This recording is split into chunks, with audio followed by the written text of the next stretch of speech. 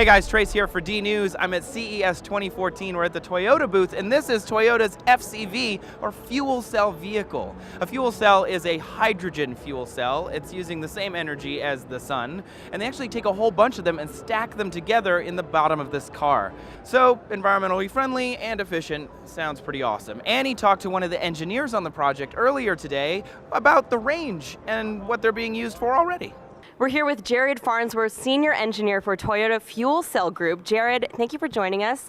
And you have worked to build this vehicle, which is the first Toyota car to be brought to market in 2015 that is powered by fuel cells. Can you explain to people how exactly that works? So a fuel cell is an electrochemical device that uses oxygen from the air and then hydrogen that we store in tanks on the vehicle to generate electricity.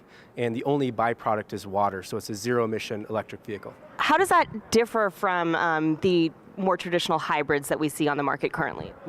So if you think of like a Prius, where you have a regular battery and then a gasoline motor, in this case you remove the gasoline motor, put in a fuel cell, and you have a fuel cell hybrid. So it's similar, but it's a zero-emission electric vehicle. What are some other advantages to this technology over hybrids, for example?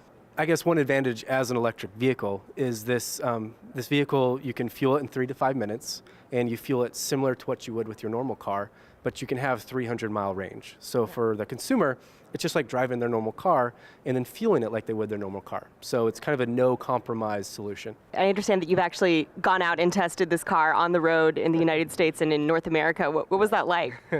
It's a very interesting experience because it's new technology and we're developing the technology. So there's always new challenges and new problems that we need to overcome. And that gives us a good opportunity to even just understand the technology intuitively itself. So, there are times where we go to Death Valley where it's 126 degrees, or to go to Yellowknife, Canada, where it's minus 40 degrees.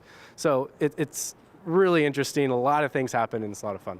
So this is projected to come to market in 2015, which is really not all that far away. Yeah. What have been some of the challenges to bring it to market? Some of the big challenges are durability. So our target is 10 years or 100,000 miles for durability for this car. And that's a big challenge with this technology, but we're meeting that target.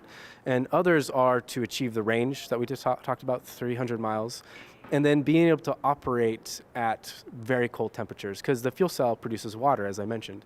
And so at night, that water can freeze. So we need to be able to thaw the fuel cell to thaw itself out and start up and then operate normally. And that was one big challenge that we're able to meet. So I know the prospect of zero emissions vehicles is really exciting to a lot of people. Do you see this as a scalable technology that could be applied elsewhere in the future? And if so, where do you see it being used? Yeah, actually it's already being used in buses, public transportation.